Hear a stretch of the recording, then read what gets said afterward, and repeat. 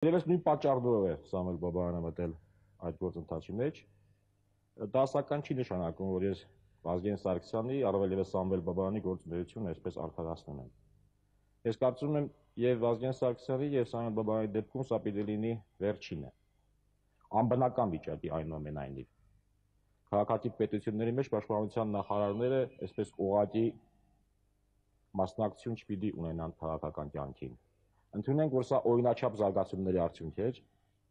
բայց այս պահից ի վեր, եթե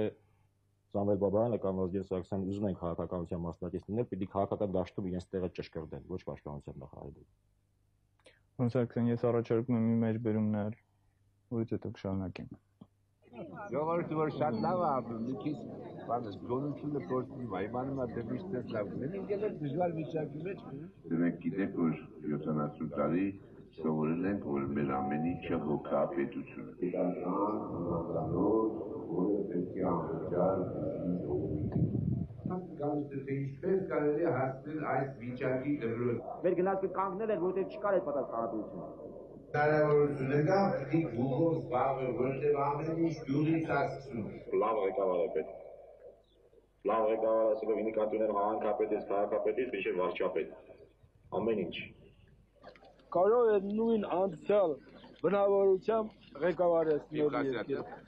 Մարդու հասած արդեն 67 տարեկանի կարա շուտ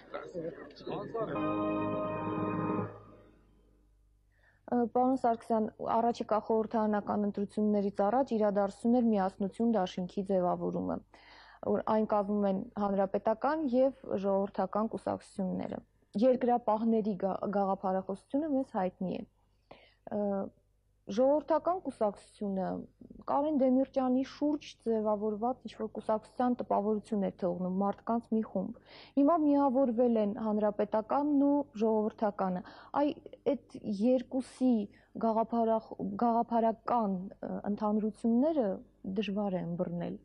Եթե չլինեին գաղափարական ընդհանրություններ, այս միացումը չէր կայանա։ Նախ ասեմ, որ հանրապետական կուսակցության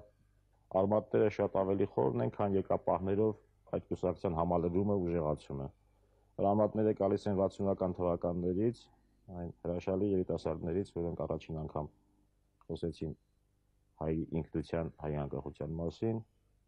շարունակում են կառուցվածքային ծեր են ստանում Աշոտ Նավասարդյանով, դա մեր նոր անկախ պետության առաջին գրանցված կուսակցությունն է։ Հանրապետականների, երկրապահների գաղափարական հիմքերը եւ կենսագրությունը շատ նման էին եւ նրանց միացումը շատ տրամաբանական օրինաչափ էր։ Ինչ վերաբերում է ժողովրդական կուսակցությանը, դուք ասացիք մարդկանց մի խումբ, դա ամենևին այդպես չէ։